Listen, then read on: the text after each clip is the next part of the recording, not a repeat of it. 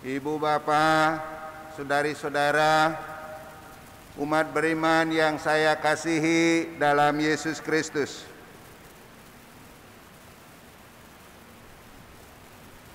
Kisah Injil Markus hari ini sungguh sangat menarik. Mengapa? Karena di saat Yesus memberitahukan kepada para murid bahwa dia akan mengalami penderitaan dan penyiksaan, mereka malah berbicara tentang siapa yang terbesar di antara mereka. Seakan-akan mereka tidak mengerti visi misi kehidupan Yesus di tengah dunia. Mereka ternyata masih berpikir bahwa Yesus akan menjadi raja dan menjadi pemenang di dunia ini, sehingga mereka berpikir tentang kekuasaan. Namun yang terjadi sebenarnya adalah sebaliknya, bahwa Yesus justru mengalami penghinaan secara duniawi dan manusiawi. Lalu Yesus menanggapi diskusi para murid tentang siapa yang terbesar di antara mereka dengan menegaskan, jika seseorang yang ingin menjadi yang terdahulu, hendaknya ia menjadi yang terakhir dari semuanya dan menjadi pelayan dari semuanya. Yesus tahu, saudara-saudari, dan mengerti kecenderungan manusiawi para murid untuk menjadi yang pertama, yang paling berkuasa, dan menjadi orang nomor satu. Yesus membalikkan pemahaman mereka tentang menjadi yang terdahulu. Memang Yesus tidak melarang mereka menjadi orang yang nomor satu, tetapi cara mencapainya bukan dengan merebut kekuasaan orang lain, melainkan dengan menjadi pelayan. Saudara-saudari umat beriman yang saya kasihi, menjadi pelayan berarti mengutamakan orang lain, memperhatikan dan merasa bertanggung jawab atas kepentingan orang lain.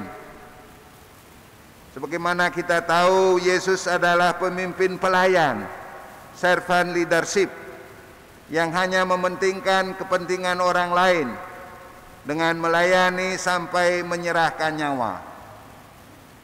Saudara-saudari umat terkasih, Yesus dalam pewartaan dan panggilan para murid menegaskan posisi dan sikap kemuridan sebagai pelayan cinta kasih bagi sesama.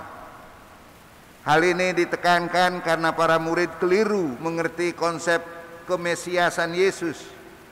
Oleh karena itu, intensi para murid masih dibayangi konsep sebagai menerima jabatan dan kekuasaan duniawi.